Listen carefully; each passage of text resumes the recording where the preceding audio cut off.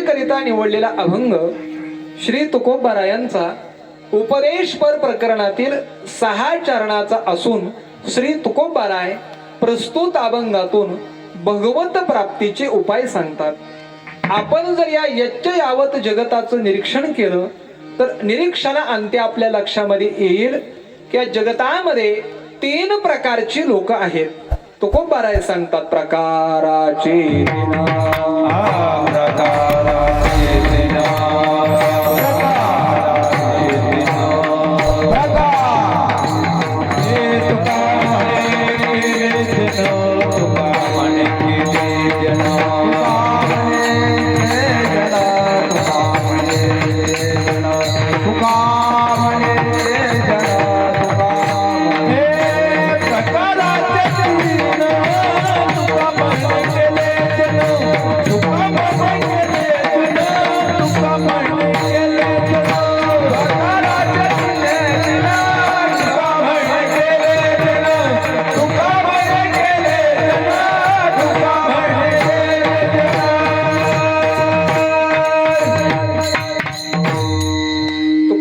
सांगतात प्रकाराचे 3 तुका म्हणे केले जन. तुकोबाराय सांगतात या जगतामध्ये 3 प्रकारची लोक आहेत. कारण हे महाराज जगत 3 गुणांपासून उत्पन्न झालेलं आहे. कोणकोणते ते 3 गुण आहेत, कसे आहेत? परमात्मा श्रीमद भगवद्गीतेमध्ये सांगतात, ज्ञानोबाराय ज्ञानेश्वरीमध्ये सांगतात, ऊर्ध्वं गच्छन्ति सत्त्वस्था मध्ये तिष्ठन्ति राजसाः जगन्य गुणवृत्तिस्था आदो गच्छन्ति तामसाः एत सत्वते उत्तम रजते मध्यम तीही माझी तमसावे आधारे. ज्ञानोबाराय सांगतात या जगतामध्ये 3 प्रकारचे गुण आहेत. 1 सत्वगुण, 2 रजगुण आणि 3 तमगुण. त्यामध्ये सत्वगुण हा उत्तम आहे, रजगुण हा मध्यम आहे आणि तमोगुण हा अधम आहे.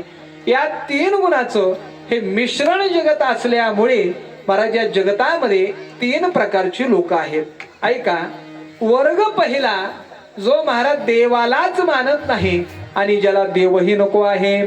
वर्ग दुसरा जो देवाला मानतो परंतु ज्याला देव नको आहे.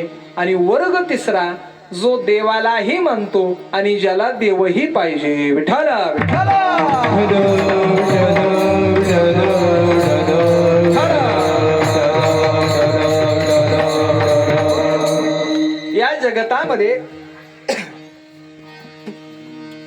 या जगतामध्ये असा एक वर्ग आहे की जो महाराज देवालाच मानत नाही.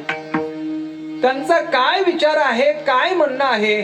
परमात्मा श्रीमद भगवद्गीतेमध्ये सांगतात, ज्ञानोबाराय सांगतात, असत्यम प्रतिष्ठम ते जगदाहुरणीश्वरम अपरस्पर संभूतम किमन्यत काम हेतुकम एवं कामा वाचून काही जगा मुळची नाही ऐसे बोलती ते पाही असुरते. ज्ञानोबाराय सांगतात, ते म्हणत असतात की हे जगत नेचर आहे, अर्थात नैसर्गिकरित्या उत्पन्न झालेलं आहे. या जगाला उत्पन्न करणारा करता करविता परमात्मा ईश्वर देव या जगतामध्ये कोणीच नाही. हे जगत नैसर्गिकरित्या उत्पन्न झालेलं आहे आणि होत राहतं. ज्ञानोबाराय त्यांना प्रश्न विचारतात, का हो तुम्ही म्हणता हे जगत नैसर्गिकरित्या उत्पन्न झालेलं आहे परंतु ते कसं शक्य आहे? ज्ञानोबाराय त्यांना प्रश्न विचारतात, एरवे तरे भूम्यातून स्वयंभ काय घडया गाडयाचे निगती कोंब परिते कुलालमतीचे गर्भ उमटले की ना तरी सागराच्या पाणी काय तरंगाची होती घाणी ते अवतार करणे वारयाची नव्हे पाहे पा कापसाच्या पोटी काय कापडाची होती पेटी तो वेडीत तयाच्या जटे कापड झाला. ज्ञानोबाराय त्यांना प्रश्न विचारतात, का हो तुम्ही म्हणताय हे जगत असंच नैसर्गिकरित्या उत्पन्न होतं परंतु ते कसं शक्य आहे? ज्ञानोबाराय त्यांना प्रश्न विचारतात, मला सांगा, मातीपासून जरी घट निर्माण होत असला म्हणजे डेरा निर्माण होत असला, आपण महाराज घमेली भरून माती एकत्रित केली तर त्या मातीपासून डेरा निर्माण होतो का बर? बोला ना, होतो का? त्या मातीपासून डेऱ्याला उत्पन्न करणारा कोण लागतो? सांबार कुंभार लागतो. म्हणजे कुंभार महाराज त्या डेऱ्याला उत्पन्न करणारा लागतो. ज्ञानोबाराय सांगतात, अरे पाण्यापासून जरी लाटा निर्माण होत असल्या तरी त्या लाटांना निर्माण करणारा कोण लागतो? वारा लागतो की नाही? ज्ञानोबाराय सांगतात, अरे कापसापासून जरी वस्त्र तयार होत असलं, कापड तयार होत असलं, तरी त्या कापसापासून महाराज ते धागे विणणारा कोणीतरी शिंपी लागतोच ना. त्याप्रमाणे ज्ञानोबाराय सांगतात, अरे ज्या आरती हे एवढं सुंदर असं हे जगत दिसत आहे, त्या आरती या जगताला उत्पन्न करणारा, करता करविता परमात्मा ईश्वर कोणीतरी मानावाच लागतो. विठाला विठाला.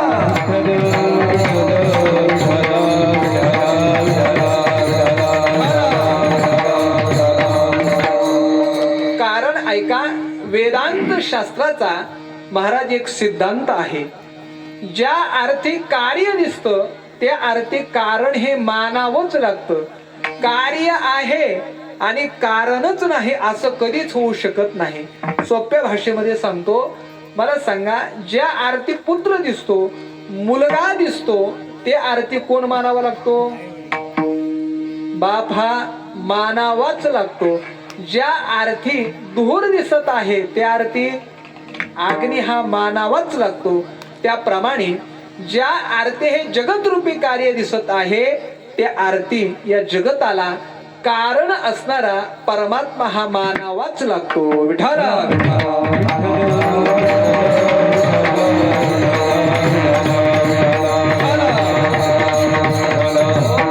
परंतु या जगतामध्ये असा एक वर्ग आहे जो महाराज देवालाच मानत नाही.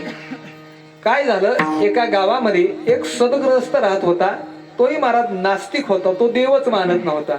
परंतु कर्म धर्म संयोगाने जसं हिरण्यकश्यपूच्या पोटी भक्त प्रल्हाद महाराज जन्माला आले, तसं त्याच्या पोटी जो मुलगा जन्माला आला तो अतिशय शुद्ध, सात्विक आणि महाराज भगवत भक्त जन्माला आला. लहान होता पण भगवत भक्त होता. गावामध्ये हरिपाठ चालायचा, कीर्तन चालायचं. तो भजनाला, कीर्तनाला, हरिपाठाला दररोज जायचा. त्याचे वडील त्याला सांगायचे, अरे बाळू, या जगतामध्ये देव हा नाहीच, हे जगत असंच उत्पन्न झालेलं आहे आणि असंच उत्पन्न होत राहतं. त्याचे वडील महाराज नोकरीला होते आणि सायंकाळी 5 वाजता येत असायचे. आल्यानंतर एका खुर्चीवर बसायचे. खुर्ची समोर एक टेबल होता. त्या बाळूनं केलं काय, एके दिवशी महाराज त्या टेबलवरती सुंदर असं चित्र काढलं आणि ठेवलं. त्याचे वडील आले. त्या वडिलांनी महाराज ते सुंदर असं चित्र पाहिलं आणि बाळूला हाक मारले, अरे बाळू इकडे ये. बाळू आला, म्हणला, पप्पा काय काम आहे? त्याचे पप्पा म्हणले, अरे बाळू काय सुंदर चित्र आहे, काय देखणं चित्र आहे, हे चित्र कुणी काढलं बर?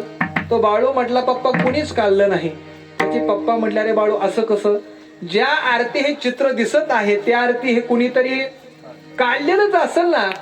तो बाळू म्हटला, पप्पा काय सांगावं, काही वेळेपूर्वी या टेबलवर एक कागद पडला होता. एक शिशपेन्सिल उडत उडत आली. त्या शिशपेन्सिल हे चित्र रेखाटलं. एक एक रंग उडत आला आणि त्या रंगाने हे चित्र रंगवलं आणि चित्र निर्माण झालं. त्याचे पप्पा म्हणले, अरे बाळ्या, असं चित्र निर्माण कुठं होत असतं का? आणि असं चित्र निर्माण झालं असं जर तू म्हणत असशील तर मी तुला गाढव म्हणेल, गाढव. तो बाळू म्हटला, मग पप्पा हे जगत असं तर निर्माण झालं, असं जर तुम्ही म्हणत असाल तर मी तुम्हाला गाढवाचा बाप म्हणेल. विठाला विठाला.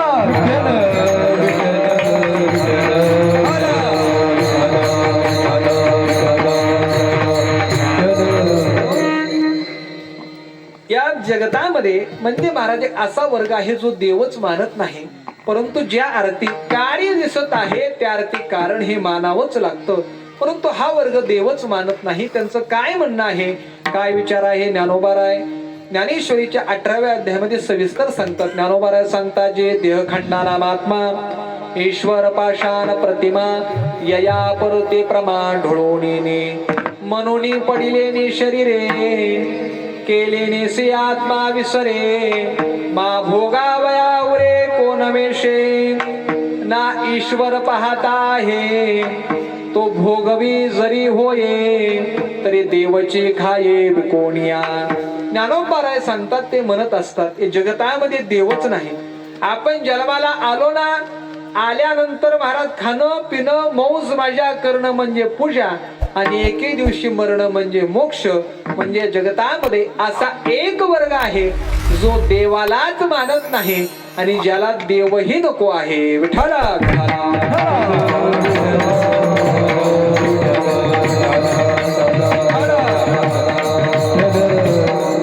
ऐका, या जगतामध्ये दुसरा एक असा वर्ग आहे जो देवाला मानतो परंतु ज्याला देव नको आहे. कारण तुकोबारायांचा हा अनुभव आहे तो म्हणजे विषयी लोकांचा, संसारी लोकांचा, सर्वसामान्य लोकांचा वर्ग आहे. कारण तुकोबारायांनी महाराज एके दिवशी देव घेतला आणि तुकोबाराय महाराज देव घेऊन प्रत्येकाच्या दारों देव घ्या कोणी, देव घ्या कोणी, देव घ्या कोणी, देव घ्या कोणी, देव घ्या कोणी, देव घ्या कोणी, देव घ्या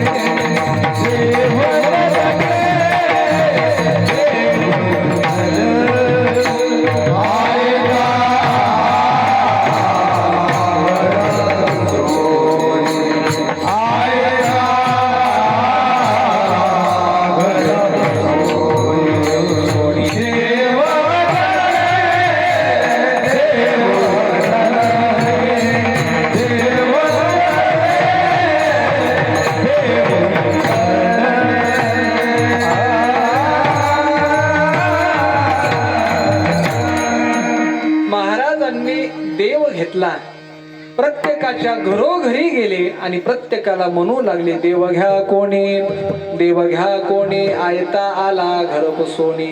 अरे देव घ्या, देव घ्या. लोक म्हटले महाराज देव न लगे, देव न लगे. महाराज तुमचा देव तुम्हालाच राहू द्या, आम्हाला देव नको. कारण दुसरा वर्ग म्हणजे महाराज या जगतामध्ये असा आहे जो देवाला मानतो परंतु ज्याला देव नको आहे. मला तुम्ही सर्वजण खरं खरं सांगा बर का, कारण कीर्तनात खोटं बोलायचं नसतं. जर तुम्ही खोटं बोललात तर तुम्हाला पपे जायची शपथ आहे बघा.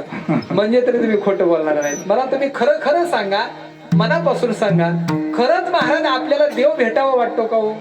खरं जर पाहिलं ना महाराज, आमच्या सहित तुम्हाला कोणाला देव भेटावं वाटत नाही. आपल्याला कोण भेटावं वाटतं? आपल्याला महाराज देवाची बायको भेटावी वाटते बघा. भगवान श्री हरी विष्णूची बायको. आणि भगवंताची बायको कोण आहे बर? कोण आहे? लक्ष्मी. आणि लक्ष्मी म्हणजे काय? पैसा, मान, सत्ता. अर्थात आपल्याला महाराज पैसा भेटावा वाटतो परंतु लक्षामध्ये ठेवा महाराज लक्ष्मी आहे पतिव्रता. महाराज देवाला सोडून राहतच नाही. ज्ञानोबाराय सांगतात हे असो लक्ष्मी स्थिरावली मुकुंदी जैसी. ज्ञानोबाराय सांगतात लक्ष्मी अतिशय चंचल. मला सांगा बाबा, तुमच्या जवळ जर 100ची नोट असेल तर तुमच्याकडे किती दिवस राहते बरं ती?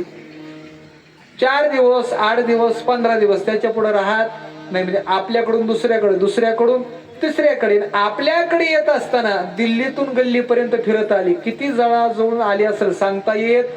म्हणजे लक्ष्मी अतिशय चंचल. पण अशी चंचल लक्ष्मी केवळ भगवान परमात्म्याजवळ स्थिर झाली. पण लक्ष्मी देवाला सोडून राहतच नाही. आणि जरी महाराज आपण लक्ष्मीला देवाला सोडून बळजबरीनं आणलं तर महाराज लगेच जाण्याकरिता ती तिच्या वाहनावर बसून येते. आणि लक्ष्मीचं वाहन काय आहे माहिती आहे का तुम्हाला? काय आहे? लक्ष्मीचं वाहन आहे घुबड. आणि घुबडाला हिंदीमध्ये काय म्हणतात? उल्लू म्हणतात. म्हणजे लक्ष्मी महाराज उल्लूवर बसून येते, आपल्याला उल्लू बनवते आणि कधी निघून जाते ती ह्या उल्लूला सुद्धा कळत नाही. म्हणजे लक्ष्मी देवाला सोडून राहतच नाही. आणि महाराज दुसरा वर्ग असा आहे की महाराज ज्याला देव नको आहे पण लक्ष्मी पाहिजे. विठाला विठाला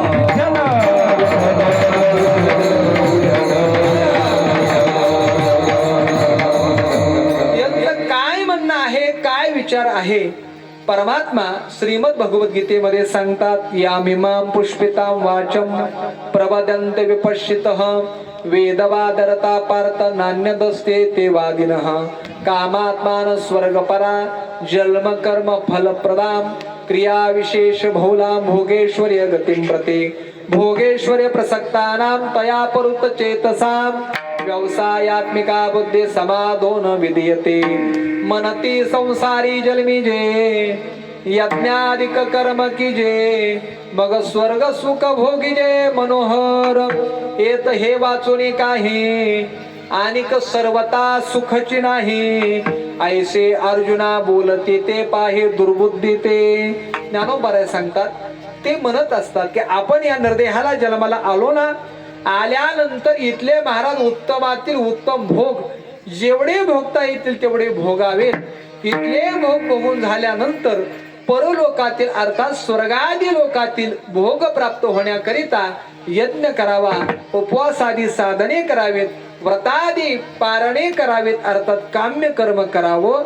म्हणजे हा दुसरा वर्ग केवळ महाराज इह लोकातील आणि परलोकातील भोगाच्या ठिकाणी आसक्त आहे. परंतु ऐका, ज्या ठिकाणी भोग आहे त्या ठिकाणी देव राहत नाही आणि ज्या ठिकाणी देव आहे त्या ठिकाणी भोग राहत नाही. म्हणजे दुसरा वर्ग देवाला मानतो परंतु त्याला देव नको आहे. विठाला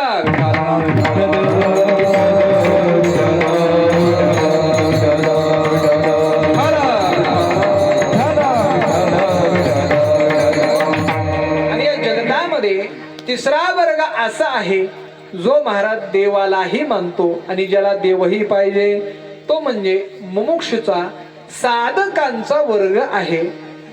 मुमुक्षु कोणाला म्हणतात तर मोक्षम इच्छती ती मुमुक्षुः. ज्याला मोक्ष प्राप्तीची तीव्र इच्छा आहे त्याला म्हणतात मुमुक्षु. त्या मुमुक्षुला एकच वाटत असतं, मला देव कधी भेटेल, माझा उद्धार कधी होईल. परत तो जो जो भेटेल त्याला एकच प्रश्न विचारत असतो,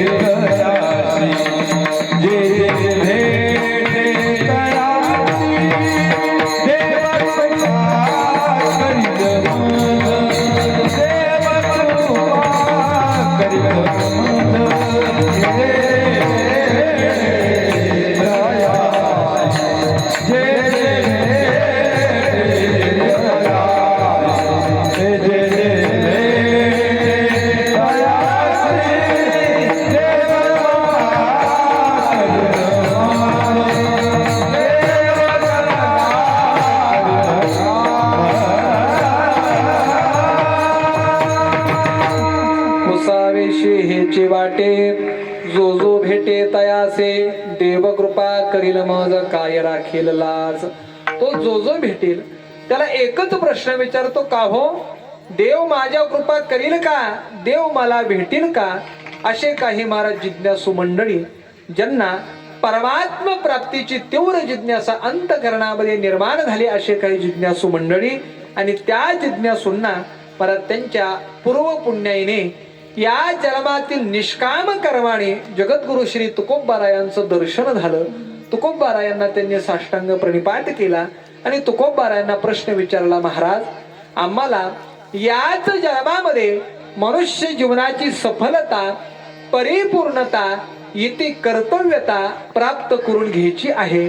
आणि मनुष्य जीवनाची सफलता ही केवळ भगवत दर्शनामध्येच आहे. महाराज, आम्हाला भगवंताची प्राप्ती करून घ्यायची आहे.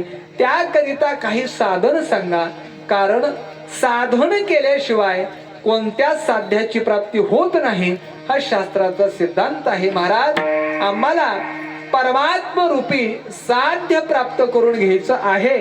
त्याकरिता काही साधन सांगा. आणि तेच साधन महाराज अभंगाच्या भावे गावे गीत, भावे गावे गीत, भावे गावे गीत,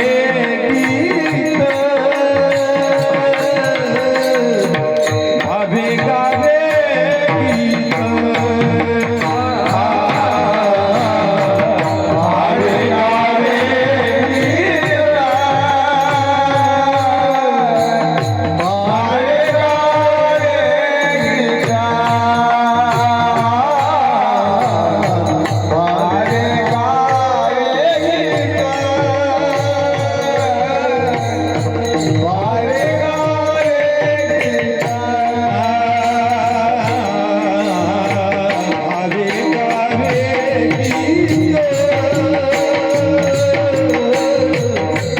भावे गावे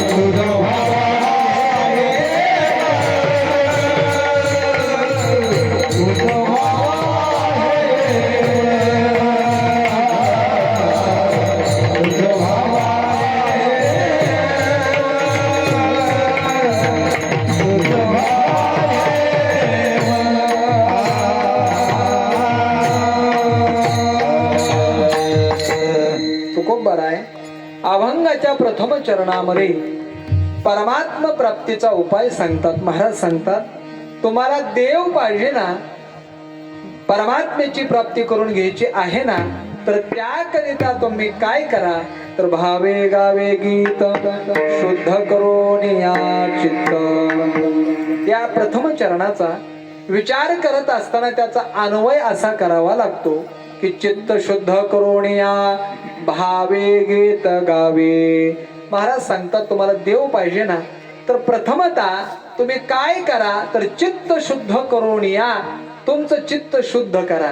कारण आपलं चित्त जर शुद्ध नसेल, आपल्या चित्तामध्ये जर मला नाना प्रकारचे विकार असतील आणि आपण जर भक्तीची साधना करत असेल, तर ती भक्ती देवाला भक्ती वाटत नाही तर महाराज विटाळ वाटतो विटाळ.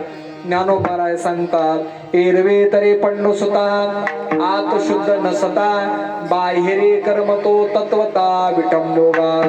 मृत जैसा शृंगारीला गाढव तीर्थी ज्ञानीला कडू दुधिया माखिला गुळे जैसा ओस गृही तोरण बांधिले का उपवासे अन्न लिंपिले कुंकुम सिंदूर केले कांतहिनीने. ज्ञानोबाराय अनेक दृष्टांत देतात. ज्ञानोबाराय सांगतात एखादा मनुष्य अतिशय सुंदर आहे, देखणा आहे, त्याच्या अंगामध्ये नाना प्रकारचे अलंकार घातले, फक्त मात्र शरीरामध्ये प्राणच नाही. मला सांगा मेलेल्या मनुष्याचा कितीही शृंगार केला काय उपयोग आहे का हो? काही नाही. ज्ञानोबाराय सांगतात ते व्यर्थ आहे. ज्ञानोबाराय सांगतात एक जणानं महाराज काशीला गेला, बरोबर आपलं गाढवाला नेलं आणि महाराज गंगेमध्ये स्वतःही स्नान केलं आणि गाढवालाही महाराज घासून घासून स्नान घातलं. अगदी महाराज 4-5 पतंजलीच्या साबणा लावल्या, निबार घासलं गाढव. आणि महाराज मला सांगा गाढव गंगेच्या बाहेर आल्यानंतर गंगेचं स्नान केलं म्हणून मला सांगा गाढव देवाच्या दर्शनाला जाईल का आणखी कुठं जाईल? बर कुठं जाईल? ओकेंड्र्यावरच जाणार. ज्ञानोबाराय सांगतात गाढवाला गंगेचं स्नान घालणं जसं व्यर्थ आहे. ज्ञानोबाराय सांगतात ज्या घरामध्ये कोणीच राहत नाही अशा घराला तोरण बांधणं व्यर्थ आहे. एखादा मनुष्य 8 दिवसाचा उपवासी आहे, त्याला अन्न खाण्याकरता न देता पोटाला बांधणं व्यर्थ आहे. ज्या स्त्रीचा पती मरण पावला तिनं कुंकू लावणं व्यर्थ आहे. त्याप्रमाणे ज्ञानोबाराय सांगतात आपलं अंतकरण जर शुद्ध नसेल आणि आपण जर भक्ती करत असेल तर महाराज ती भक्ती आपली व्यर्थ आहे. विठाला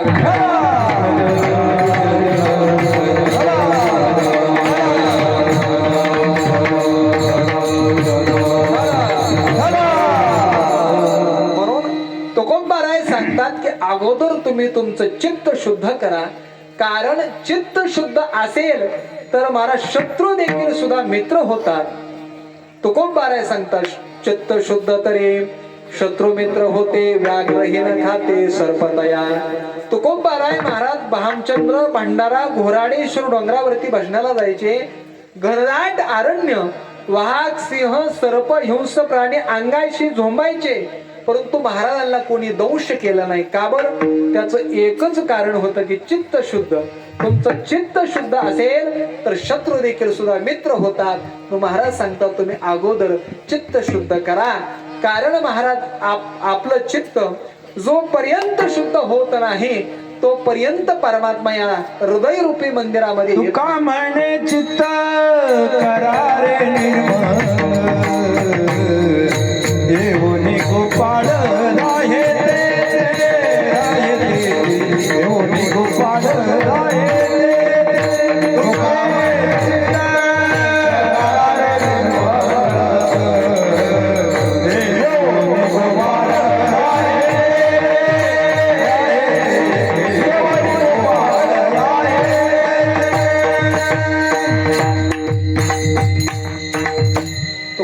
सांगतात तुका म्हणे चित्त करारे निर्मळ एवढे गोपाळ राहे ते. महाराज सांगतात आपण आपलं चित्त शुद्ध केलं ना देवाला बोलवावं लागत नाही, तो येऊन राहतो. ज्ञानोबाराय देखील सुद्धा सांगतात तैसे राग द्वेष जरी निमाले तरी ब्रह्मीचे स्वराज्य आले मग तो भोगी सुख आपुले आपण पाची. ज्ञानोबाराय सांगतात आपल्या अंतकरणातील काम क्रोधादी विकार नाहीसे झाले ना परत तरी ब्रह्मेचे स्वराज्य आले, त्या ठिकाणी परब्रह्माचं साम्राज्य येतं. देव आपल्या हृदय रूपी मंदिरामध्ये येऊन राहतो. म्हणून तुकोबाराय सांगतात तुम्हाला देव पाहिजे ना तर प्रथमतः तुम्ही तुमचं चित्त शुद्ध करा. विठाला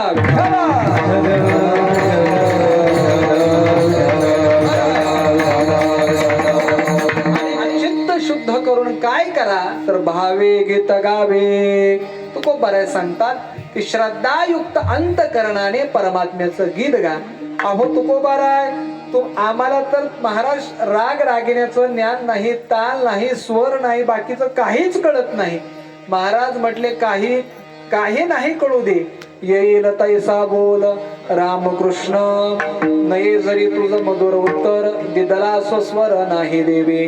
तुकोबाराय सांगतात अरे जरी तुला स्वर नसेल, तालाचं रागाचं ज्ञान नसेल, नसू दे, जसं येईल तसं रामकृष्ण हरी मन. कारण देवाला महाराज देव राग पाहत नाही, ताल पाहत नाही, स्वर पाहत नाही, पाहतो तो केवळ भाव पाहतो. गिरिधर लाल तो भाव का भूका राग कला जानत नाही तुका. परमात्मा हा केवळ भावाचा भुकेला आहे. ज्ञानोबारा सांगतात पै भावाचे पाहुणे भलतिया. परमात्मा पाहतो तो केवळ भाव पाहतो, दुसरं तिसरं तुमचं काहीच पाहत नाही. महाभारतामध्ये एक उदाहरण आहे. काय झालं महाराज, एकदा नारद महर्षी द्वारकेला भगवान श्रीकृष्णांच्या दर्शनाला गेले. त्यावेळी महाराज भगवान परमात्मा बॅग भरत होते आणि कुठेतरी चाललेले होते. नारद महर्षींनी देवांना विचारलं का हो भगवंता कुठे चाललेले आहात? देव म्हटले नारदा सासरवाडीला चाललोय. नारद म्हटले देवा मग मी येऊ का तुमच्या बरोबर? कारण म्हटले आम्हाला तर काय सासरवाडी नाही, आमचं जीवन म्हणजे मागून पुढं फुफुटा उडं, आम्हाला कोणीच नाही मागं पुढं. सासरवाडीचा काय आनंद आहे तो का आम्ही उपभोगला नाही. आणि असं म्हणतात, कारण मला सुद्धा काय माहिती नाही, कारण मी सुद्धा नारदाच्याच पार्टीच आहे. असं म्हणतात की महाराज सासरवाडीला जावयाची जी महाराज त्या ठिकाणी सोय असते, जावयाचा जो थाटमाट असतो तो जावया बरोबर जाणाऱ्याचा असतो की नाही. कारण महाराज आमच्या माता माऊल्यांना सर्वात जास्त आवडणारे 2 पदार्थ आहेत बघा. कोणकोणते वर? होय माता माऊल्या हो, तुम्हाला काय काहीच आवडत नाही की काय? काय काय आवडतं बरं माता माऊल्या? सर्वात जास्त 2 पदार्थ आवडतात बघा. कोणकोणते? एक म्हणजे दुधावची सायन, दुसरा म्हणजे जावाई. म्हणजे एखादी माता माऊली जर एखाद्याला दूध वाढू लागली आणि साई जर पडू लागली ना, फुकून फुकून फुकून फुकून त्यात अर्धा किलो थुका पडतो, साई मात्र पडू देणार नाही. आणि दुसरा म्हणजे जावाई. किती ह्या आडमुठा असू द्या, साक्षात महाराज पंढरीचा पांडुरंग, लई प्रेम जावयावर. म्हणून महाराज जावयाचा थाटमाट. नारद महर्षी म्हणले देवा आमच्या भाग्यात तर काय आम्ही जावाई झालो नाही, मग मी येऊ का तुमच्या बरोबर सासरवाडीला? देव म्हटलं चल नारदा. म्हणजे देवा जायचं आहे खरं, पण कुठं जायचं नेमकं? कारण तुम्हाला काय एक बायको नाही, किती 16,108 तेवढ्या सासरवाड्या, जायचं कुठं? देव म्हटले नारदा जांबवंतीच्या माहेराला जायचं. जांबवंती कुणाची मुलगी होती? जांबवंताची अर्थात हसवलाची मुलगी होती. अरण्यामध्ये जायचं. गेले महाराज त्या ठिकाणी. त्या हसवलांनी भगवंताचं महाराज स्वागत केलं, सर्व पाहुणचार झाला, जेवण झालं. आणि जेवण झाल्यानंतर भगवान परमात्मा नारद महर्षी महाराज उंच अशा एका शिळीवरती बसले. ते हसवलाची सर्व महाराज पिल्ल हसवल सर्व एका रांगेमध्ये बसली. देवाला म्हटले देवा आमचा एक नित्यनेम आहे, दररोज आम्ही भोजन झालं की भजन करतो. आता भोजन झालं, आता भजन करायचं नित्यनेम आहे. आणि ज्याच्या करता भजन करतो तुम्ही स्वतःच आलेले आहात, तर मग जरा भजन करू का? देव म्हणले वा चांगली गोष्ट आहे ना, करा ना, करा सुरू. तेवढ्यामध्ये झालं काय महाराज, एका हसवलाच्या पिल्लाचं लक्ष नारदांच्या विणाकडे गेलं. नारदांनी ओळखलं याचं लक्ष कुठे आहे? आपल्या विणाकडे. जर यानं आपला विणा घेतला तर आपलं भांडवलच जप्त झालं. नारदांनी केलं काय महाराज, सगळ्या खोट्या ढिल्या केल्या, एक तार तोडून टाकली. त्यांना हसवलाचं पिल्लू देवाला म्हटलं देवा आम्ही दररोज भजन करतो, पण टाळ नाही, मृदंग नाही, विणा नाही, काही नाही, असंच करतो. आणि आज सर्वात मोठे कीर्तनकार नारद महाराज आलेले आहेत, त्यांचा ब्रह्मविणा त्यांच्या जवळ आहे. तेवढा विणा जर मिळाला तर आणखी आनंद येईल. नारद म्हणले देवा विणा दिला असता, पण विणा बिघडलाय, एक तार तुटली आणि सगळ्या खोट्या ढिल्या झालेल्या आहेत. देव म्हणले करा सुरू तुम्ही भजन. नारदांनी विणा बिघडला म्हणून महाराज गळ्यातून खाली काढला, एका पाषाणावरती ठेवला. त्या हसवलांच्या बाळांनी पिल्लांनी महाराज भजन म्हणायला सुरुवात केली. असं भजन म्हटलं की महाराज त्यांच्या भजनाच्या शक्तीनं सामर्थ्यानं महाराज ते पाषाणी विरघळले, द्रवीभूत झाले. आणि जसं भजन बंद झालं तसे महाराज परत त्या ठिकाणी ते घट्ट झाले. परिणाम असा झाला की नारदांचा विणा परत त्या पाषाणामध्ये अडकला. नारदांनी काढण्याचा प्रयत्न केला पण विणा काही निघेना. देवाला म्हणले देवा विणा काही निघत नाही. देव म्हणले नारदा त्यांनी भजन म्हटलं तर पाषाणी विरघळली आणि तुझा विणा अडकला. आता तू तर ह बप आहे, कीर्तनकार आहे, तुला तालाचं स्वराचं रागाचं सगळं ज्ञान आहे, मग तू भजन कर आणि मी नाकाड. नारद म्हणले देवा मी सुद्धा काय बारका भाऊ आहे का, मी बी कीर्तन केसरी आहे, मी बी मोठा भाऊ आहे, मी सुद्धा आता भजन करतो, बघा मी नाकाडतो की काय. नारदांनी स्वर लावला आणि जे भजन म्हणायला सुरुवात केली महाराज, 1 तास झाला, 2 तास, 3 तास, 4 तास झाले, पण विना काही निघेना. शेवटी नारद हताश झाले आणि देवाला म्हटले देवा माझ्याकडून काय विना निघत नाही, यांनाच काढायला हवा. परत त्या हसवलांच्या पिल्लांनी भजन म्हटलं आणि महाराज नारदांचा विना काढला. म्हणजे मला सांगा देवाने मला त्या हसवलांच्या पिल्लाचा मला स्वर पाहिला, ताल पाहिला, राग पाहिला का, त्यांची भाषा पाहिली हो, काही पाहिलं नाही. पाहिला तो केवळ भाव पाहिला. विठाला विठाला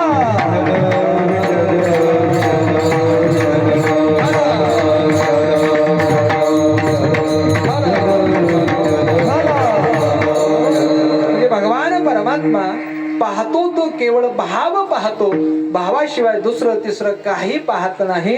म्हणून तुकोबाराय सांगतात तुम्हाला देव पाहिजे ना तर प्रथमतः चित्त शुद्ध करून श्रद्धायुक्त अंतकरणाने परमात्म्याचं गीत गा. महाराज तुम्ही गीत गायला सांगता, पण कोणतं गीत? चित्रपट गीत, छायागीत का भावगीत? महाराज म्हटले यापैकी एकही नाही. कोणतं गीत गा?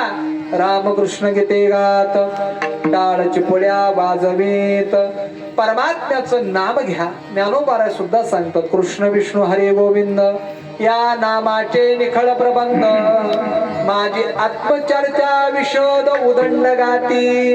ज्ञानोबाराय सांगतात परमात्म्याचं अखंड नाम घेणं म्हणजे गीत गाणं आहे.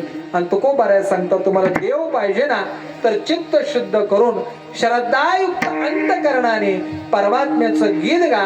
आणि हाच तुम्हाला सर्वात सोपा सुलभ उपाय परमात्मा प्राप्तीचा मी सांगितलेला आहे. अभंगाच्या तुझा भाव आहे देवा, तुझा भाव आहे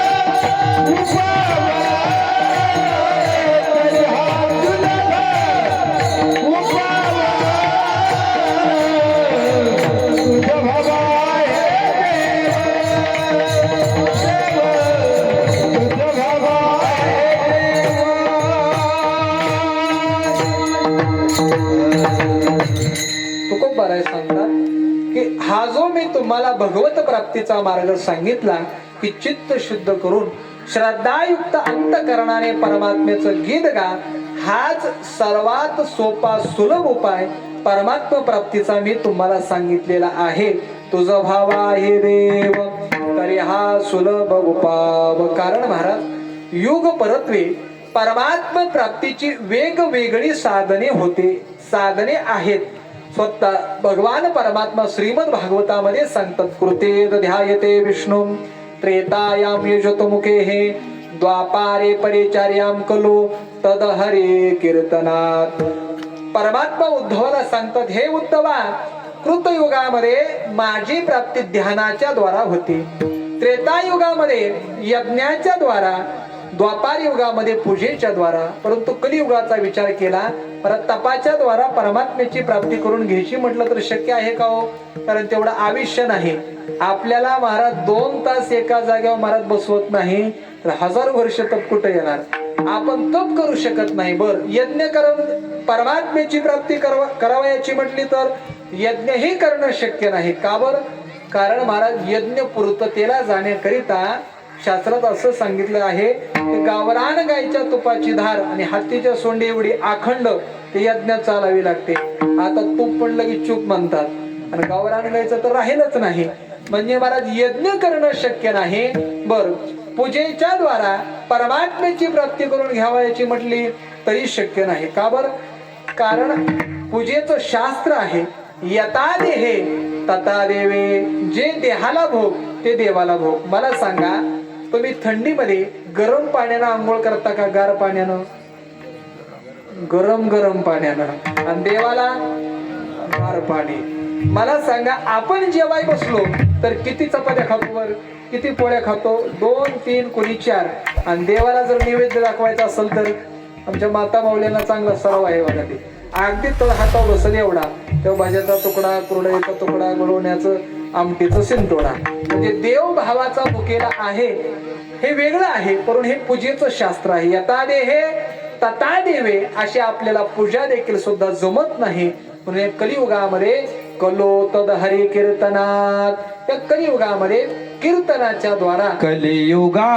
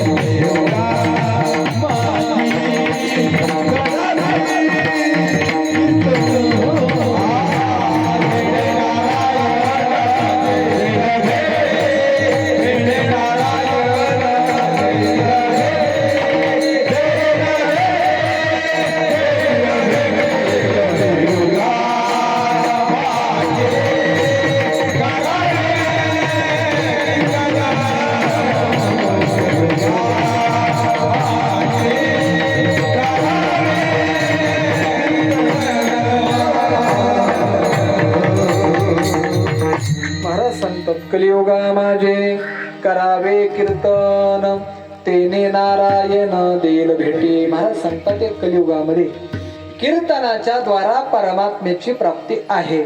परंतु महाराज ते कीर्तन असेल तर बर का, नाहीतर आजकालच्या काळामध्ये महाराज धिंगाणा म्हणजे कीर्तन झाले बघा. जो महाराज हसवतो, रडवतो, गाणी म्हणतो तो मोठा कीर्तनकार. परंतु महाराज असा जर एखादा कीर्तनकार गाणी म्हणू लागला तर तुम्ही त्याला खाली बसवलं पाहिजे. अरे एवढं मोठं संत वाङ्मय आहे ते सोडून तुम्ही दुसरी गाणी का म्हणता? जसं मांजरगाव मध्ये सांगण्याची गरज नाही बरं का, कारण तुम्ही सगळे धोरणात चाललेली माणसं आहेत. अगदी महाराज या ठिकाणी आमच्या संस्थेची सगळे थोर मंडळी इथं येऊन गेलेली आहेत आणि येतातही. विठाला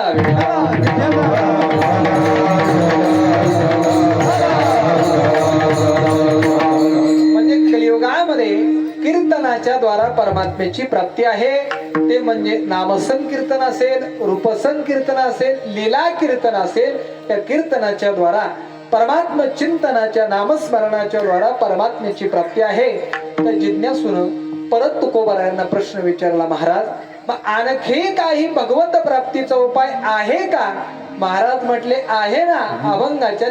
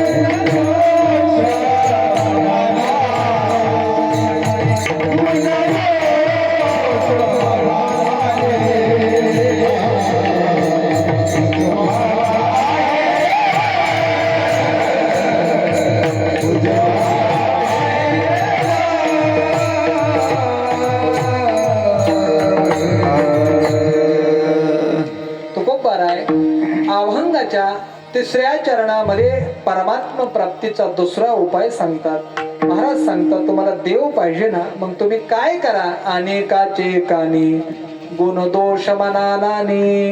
महाराज सांगतात तुम्हाला देव पाहिजे ना, तर दुसऱ्याचे गुण दोष तुम्ही पाहत बसू नका. नाहीतर आपल्याला महाराज सवय असते बघा, आपल्याकडे एक मन आहे बघा, आपलं ठेवायचं झाकून दुसऱ्याचं बघायचं वाकून. वाकून नाही, वाकू आपण दुसऱ्याचं बघतो, पण आपलं मात्र झाकून ठेवतो. काय झालं महाराज, पूर्वीच्या काळातली गोष्ट आहे. पूर्वीच्या काळामध्ये म्हणजे फारही पूर्वीची नाही, पूर्वीच्या काळामध्ये जरा लवकर लग्न व्हायचे. लवकर म्हणजे महाराज मुलगी 13-14 वर्षाची झाली की लग्न व्हायची. आणि महाराज ती लहान मुलगी असल्यामुळे महाराज 4 दिवस त्या ठिकाणी सासऱ्याला राहायची, परत माहेराला पळून यायची, आपण निघून यायची. तसं झालं का, एका महाराज मुलीचं लग्न झालं आणि महाराज गावाच्या शेजारीच तिला दिलं. आता लहान वय असल्यामुळे महाराज ती 2 दिवस राहायची, तिसऱ्या दिवशी महाराज परत पळून महाराज तिच्या माहेरला घरी जायची. परत तिचे पतिराज जायचे, परत घेऊन यायचे, परत जायचे, परत घेऊन यायचे. हा नित्यनेम ठरला. एके दिवशी महाराज ती अशीच पळून गेली. तिचे मालक गेले, तिला घेऊन आले आणि पायी प्रवास होता, जवळ गाव होतं, पायी प्रवास करत चालले होते. तिने विचार केला आता महागारी पळून जायचं कसं. तिने विचार केला आणि महाराज तिने डोकं चालवलं. ते महाराज मालकाला म्हणले का हो, मला जरा तहान लागलेली आहे, कुठं पाणी मिळतं का बघा. परत गावाच्या बाहेरच एक आड होता, त्याने आड पाहिला, मला पाणी आणतो. आडाजवळ गेला, पाणी काढण्याकरिता महाराज खाली वाकला आणि खाली वाकल्यावर काय महाराज तेवढी सुवर्ण संधी साधली आणि केलं काय, गेला ना मागून धक्का. बिचारा पडला त्या आडामध्ये. योगानं त्याला पवता येत नव्हतं. महाराज मोठमोठ्यानं आरडू लागला, ही गेली निघून. मोठमोठ्यानं आरडू लागला. आजूबाजूला काही शेतकरी होते, धावत आले, पाहिलं शेजारच्या गावचे संपतराव आहेत. त्यांना विचारा, हो संपतराव तुम्ही आडामध्ये पडले कसे. संपतराव म्हणजे पडले कसे नंतर विचारा, अगोदर वर काढा. वर काढलं, परत कपडे वाढवले, परत सासरवडीला गेला, परत पत्नीला घेऊन आला. ते महाराज नंतर नांदू लागले. 2चे 4 झाले. त्या ठिकाणी महाराज सुना आल्या आणि सून आल्यानंतर मग काय महाराजीचा सासरवास. आता पूर्वीच्या काळामध्ये सासरवास होता. महाराज त्या सोनानं काही काम केलं, कितीही चांगलं केलं तरी महाराज ती नावत ठेवायची आणि ती एवढंच म्हणायची, बाई आम्ही नव्हतो बाई अशा, आम्ही असं कामच करत नव्हतो. पहाटे लवकर उठायचो, सडा टाकायचो, रांगोळी काढायचो, आम्ही नव्हतो बाई अशा, आम्ही असा स्वयंपाक करायचो की बस एकदा खाल्ले खात राहावं वाटतं, असं आम्ही स्वयंपाक करायचो. काही काम केलं तर महाराज तेवढंच म्हणायचे, आम्ही नव्हतो बाई अशा. महाराज ती सुनबाई वैतागली आणि तो सुनेचा वैताग महाराज सासऱ्यानं जाणला. सासरा म्हणला, अगं काय झालं, एवढी नाराज का दिसते सुनबाई. त्यावेळी महाराज त्या ठिकाणी ती सुनबाई म्हणली, मामजी काय सांगावं, कितीही काम चांगलं करा तरी आत्याबाई नावच ठेवतात आणि एवढंच म्हणतात, आम्ही नव्हतो बाई अशा, आम्ही नव्हतो बाई अशा. ते मामजी म्हणले, हे बघ इकडे येतो, एक मंत्र देतो, एकच काम करायचं. उद्या जर ती म्हणली आम्ही नव्हतो बाई अशा, सासूला म्हणायचं, सासूबाई आम्ही तुमच्यापेक्षा काही पटीने बऱ्या, आम्ही नवऱ्याला तरी विहिरी ढकललं नाही. दुसऱ्या दिवशी मला सकाळी सकाळी येणं चहा केला, चहा दिला, एक घोट पिला, परत सुरू झालं, आम्ही नव्हतो बाय अशा, आम्ही असा चहा करत नव्हतो. तिचा चालला पारा. ते म्हणले, आत्याबाई जास्त बोलू नका, आमच्यात निदान एवढा तरी चांगला गुण आहे, आम्ही निदान नवऱ्याला तरी विहीर ढकललं नाही. म्हणणंच बंद केलं. म्हणजे हा दृष्टांत कशा करता सांगितला ऐका. आपण महाराज दुसऱ्याचे दोष पाहतो परंतु आपले मात्र दोष पाहत नाही. तुकोबाराय सांगतात, अरे कशाला दुसऱ्याचे दोष पाहता, कासया गुण दोष पाहू आणि काचे मज काय तयाचे गुणे असे. महाराज सांगतात, अरे दुसऱ्याचे दोष कशाला पाहता, आपल्या जवळ दोषाला काय कमी आहे आणि ज्याला महाराज आपल्या जीवनामध्ये प्रगती करायची आहे त्यानं महाराज दुसऱ्यातील गुण पाहावेत आणि आपल्यातील दोष पाहावेत. आणि ऐका, आपण महाराज ज्यातील दोष पाहतो आणि ज्याची निंदा करतो ना त्याचं पाप आपल्याकडे येतं आणि आपलं पुण्य त्याच्याकडे जातं. ज्ञानोबाराय सांगतात का, येते निंदका पाशे आशेष पापे. तो आणखी ज्ञानोबारायांची कोवी आहे. आशा जैसे दुःखाते व्याली निंदा दुरिते, हे असो जैसे दैन्याते दुर्भगत्व. ज्ञानोबाराय सांगतात, आशा ही दुःखाला जन्म देते आणि निंदा ही पापाला जन्म देते. आपण ज्याची निंदा करतो त्याचं पाप आपल्याकडे येतं आणि आपलं पुण्य त्याच्याकडे जातं. म्हणून ज्ञानोबा म्हणून तुकोबाराय सांगतात, तुम्हाला देव पाहिजे ना तर दुसऱ्याचे गुणदोष पाहत बसू नका. त्या जिज्ञासून परत तुकोबारायांना प्रश्न केला, तुकोबाराय मग आणखी काही परमात्मा प्राप्तीचं साधन आहे का? तुकोबाराय म्हटले आहे ना, अभंगाच्या 4थ्या चरणात. मस्तक हेटे मस्तक हेटे गला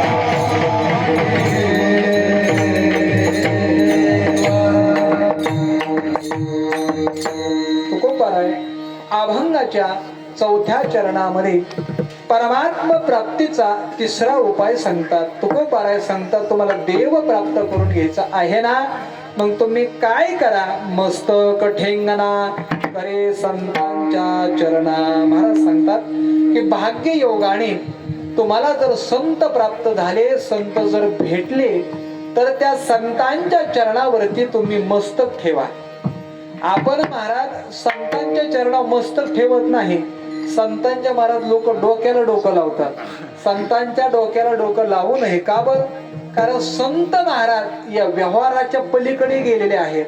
शास्त्रामध्ये सत्तेचे 3 प्रकार सांगितले. 1 पारमार्थिक सत्ता, 2 व्यावहारिक सत्ता आणि 3 प्रातिभाषिक सत्ता.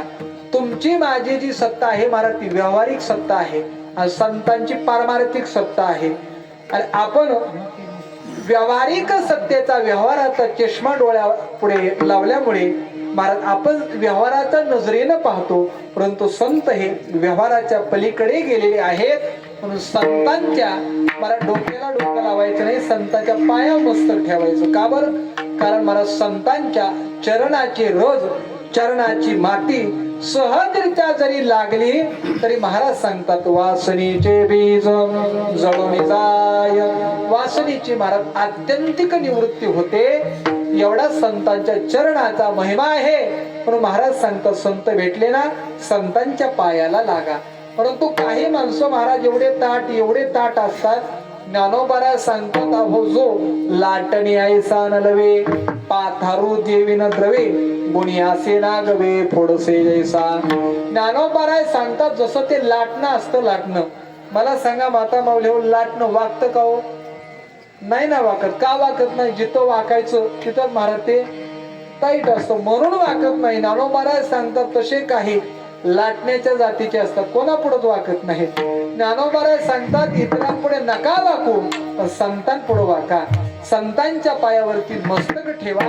कारण महाराज आपण नुसती देवाचीच सेवा करत असेल आणि संतांची सेवा करत नसेल तर महाराज ती सेवा देवाला महाराज केवळ भार वाटते, भार अवघा भार वाटे देवा संत सेवा न घडता. देवाला महाराज तो भार वाटतो. म्हणून तुकोबाराय सांगता संत सेवा करा. कारण महाराज आपण देवाची सेवा केली तर केवळ देवालाच प्राप्त होते, परंतु आपण जर संताची सेवा केली तर महाराज देवालाही प्राप्त होते आणि संतांनाही प्राप्त होते. द्विगुणित फळ प्राप्त होतं. तुका म्हणे देवा त्यांची केले पावे सेवा. म्हणून तुकोबाराय सांगतात असे संत जर तुम्हाला तुमच्या जीवनामध्ये प्राप्त झाले, मिळाले तर महाराज त्या संतांच्या चरणावरती मस्तक ठेवा. मस्तक ठेंगणा करे संतांच्या चरणा. त्या जिज्ञासून परत तुकोबारायांना प्रश्न केला, महाराज मग आणखी काही परमात्मा प्राप्तीचं साधन आहे का? तुकोबाराय म्हटले आहे ना. वेचिते वाचना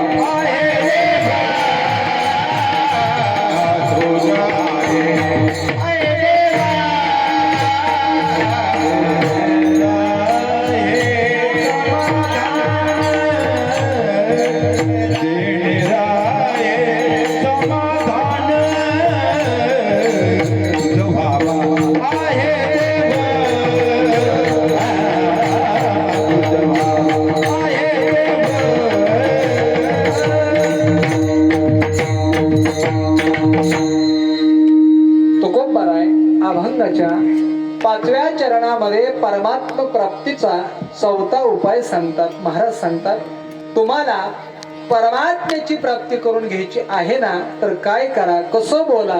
वेचिते वचन जेने राहे समाधान. महाराज सांगतात तुम्ही असं बोला जे बोलल्यानंतर तुम्हालाही समाधान वाटेल आणि ऐकणाऱ्यालाही समाधान वाटेल असं बोला. तर काही माणसाला महाराज अशी सवय असते, मला शिवी दिल्याशिवाय ती बोलतच नाही. देवाचं नाम त्यांच्या मुखातच येणार नाही. काय झालं महाराज, आता आम्हाला कोणाचा फोन आला की आम्ही म्हणतो रामकृष्ण हरी जय हरी. एक जणांना मला फोन केला, त्याला लावायचा नव्हता पण चुकून लागला. मी म्हणलं रामकृष्ण हरी, तो म्हटला चैला बोला फोन लागलाय वाटतो, आता काय करावं म्हणलं. मी परत म्हणलं रामकृष्ण हरी. रामकृष्ण हरी म्हणलाच नाही, परंतु महाराज दुसरं बोलला. म्हणजे महाराज काही लोकांना कसं बोलावं हे सुद्धा कळत नाही, परंतु ते सुद्धा आपल्याला ज्ञानोबारायांनी शिकवलं. ज्ञानोबाराय सांगतात कसं बोला. तैसे साचानी मवाळ मितल्याने रसाळ शब्द जैसे कल्लोळ अमृताची. ज्ञानोबाराय सांगतात साच मवाळ मितल आणि रसाळ बोला. बरं कसं बोलू नये हे सुद्धा ज्ञानोबारायांनी सांगितलं. ज्ञानोबाराय सांगतात आटोवे गोविंदानो आशा शंका प्रतारणो हे संन्यासिले अवगणू जया वाचा. ज्ञानोबाराय सांगतात मनुष्याने असं बोलू नये. कसं, जे बोलल्यानंतर दुसऱ्याला राग येईल, एखाद्याच्या अंतकरणाला लागेल, एखाद्याचा अपमान होईल असं मनुष्यानं बोलू नये. सात मवाळ मितल आणि रसाळ बोलावं. म्हणून तुकोबाराय सुद्धा सांगतात तुम्हाला मुख्य अमृताची वाणी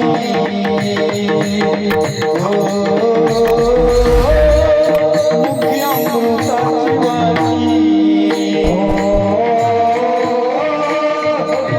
वाणी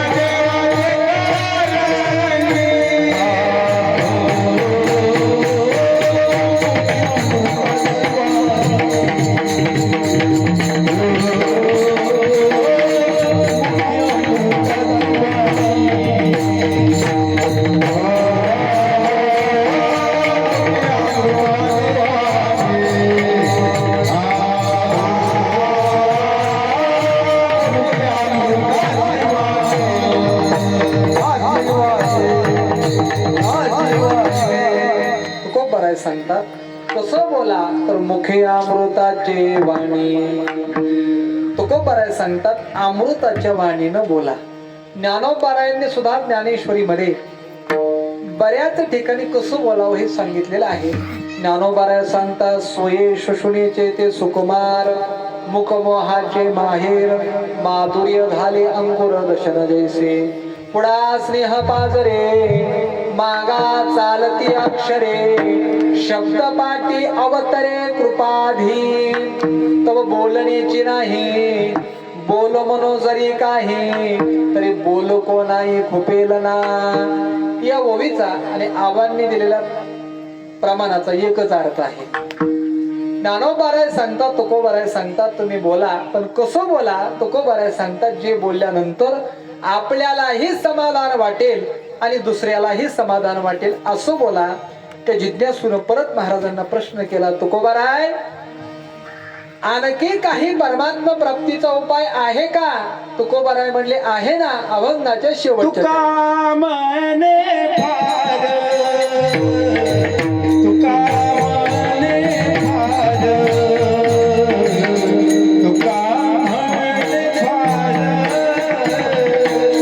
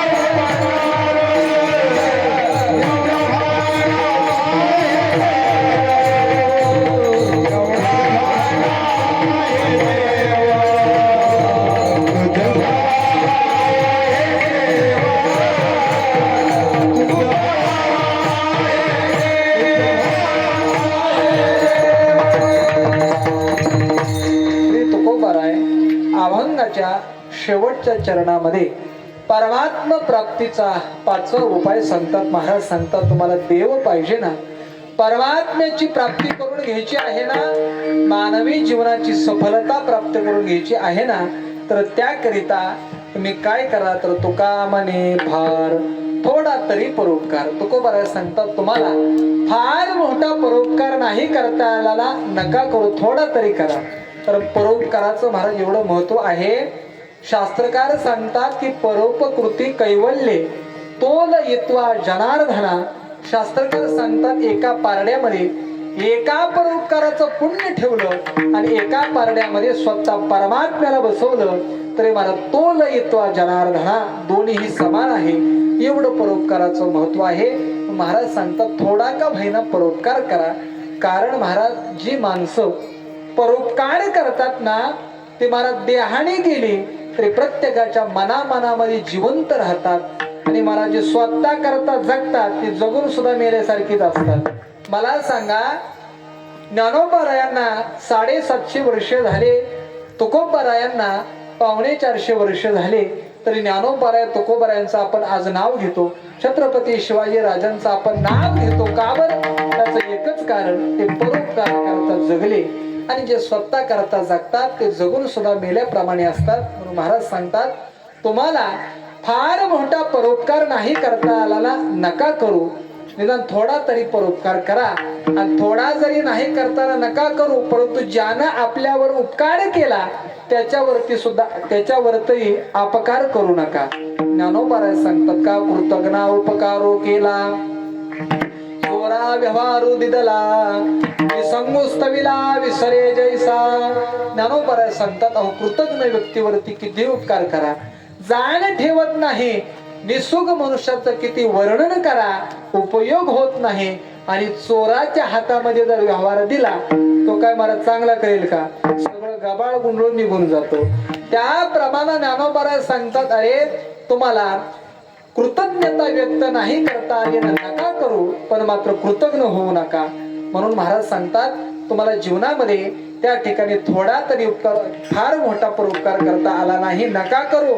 थोडा तरी या ठिकाणी परोपकार करा, कारण परोपकार हे परमात्मा प्राप्तीचं साधन आहे. तुका म्हणे फार थोडा तरी परोपकार, तुझ भावा आहे देव, तरी हा सुलभ पाव. सर्व निघला मोठ्या प्रेमाने हाताने टाळी वाजून मुखानं परमात्म्याचं भजन करायचं आहे. विठोबा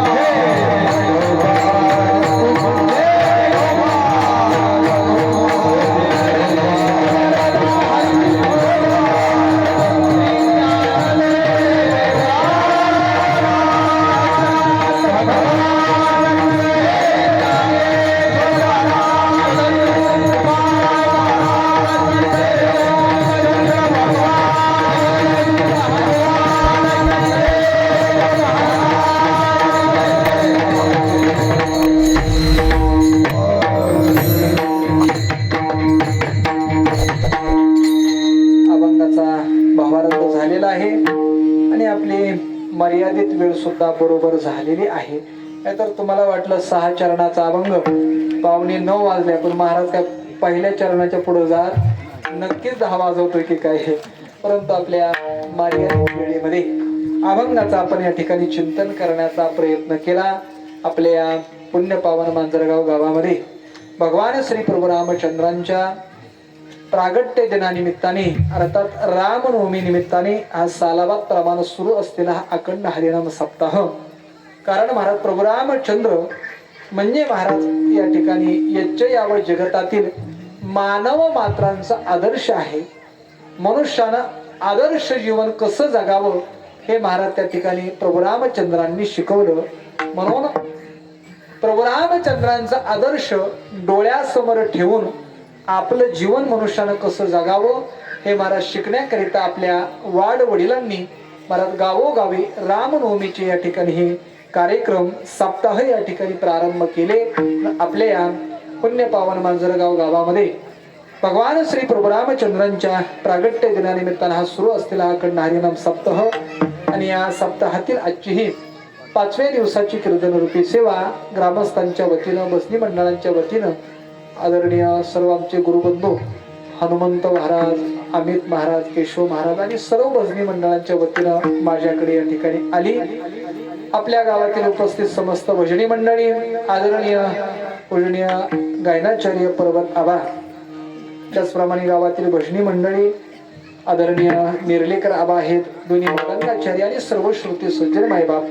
जाता जाता प्रत्येकाला एवढंच सांगेन की प्रत्येकाने आपल्या गळ्यामध्ये पवित्र अशी तुळशीची माळ धारण करा. वर्षातून एकदा का होईना आळंदी पंढरीची वारी करा आणि महाराजा कलियुगामध्ये येऊन जर आपल्याला सुखी समाधानी व्हायचं असेल तर ज्ञानोबाराय तुकोबारायांचे विचार आचारामध्ये जोपासा. या जगतामध्ये ज्ञानोबाराय आणि तुकोबारायांशिवाय आपल्याला सुखी समाधानी कोणीच करू शकत नाही. ज्ञानोबारायांचे आचार विचार आपल्याला सुखी समाधानी करू शकतात. ज्ञानोबारायांचे आचार विचार आपल्या जीवनामध्ये जोपासा ही सर्वांच्या चरणी प्रार्थना. आणि सर्वांना एक आग्रहाचं निमंत्रण आहे की यावर्षी विश्व माऊली ज्ञानोबारायांचा 750वा जन्म सोहळा आहे. तपोनिधी नारायण महाराज यांचा 375वा जन्म सोहळा आहे. भक्त शिरोमणी श्री नामदेव महाराज यांचा 675वा संजीवन समाधी सोहळा, श्री संत जनाबाई महाराज यांचा 675वा संजीवन समाधी सोहळा आहे. आणि या सर्व सोहळ्यांचं औचित्य साधून या ठिकाणी आमचे गुरुवर्य आदरणीय ज्ञानेश्वर माऊली कदम अर्थात छोटे माऊली गुरुवर्य माऊलींच्या मार्गदर्शनाखाली पंढरपूर क्षेत्रामध्ये पुरुषोत्तम मासामध्ये अर्थात अधिक मासामध्ये 17 मे ते 24 मे या दरम्यान ज्याप्रमाणे आपल्या सिद्ध टेकला अतिशय भव्य दिव्य स्वरूपामध्ये अखंड हरिनाम सप्ताह झाला, त्याच स्वरूपामध्ये नामदेवरायांच्या गाथ्याचं पारायण आहे. 25,000 वाचक आहेत. भव्य दिव्य असा हा सोहळा आहे. त्या सोहळ्याकरता सुद्धा सर्वांनी उपस्थित राहा, कारण हा सोहळा समस्त सोलापूर जिल्हा आणि इंदापूर आटपाडी तालुका यांच्या वतीने आहे. आणि आपल्या जिल्ह्यामध्ये नामदेवराय आणि जनाबाईंची समाधी आहे. म्हणून आपणही या सोहळ्यामध्ये सहभागी व्हावं ही सर्वांच्या चरणी प्रार्थना करतो. आणि झालेली सेवा विश्व माऊली ज्ञानोबारायांच्या, तुकोबारायांच्या, भगवान श्री पंढरीनाथांच्या, रुक्मिणी मातेच्या, स्वानंद निवासी सद्गुरू श्री जोग महाराज, सद्गुरू श्री सखाराम बाबा महाराज यांच्या चरणी समर्पित करून सेवेला पूर्णविराम. ज्ञानेश्वरा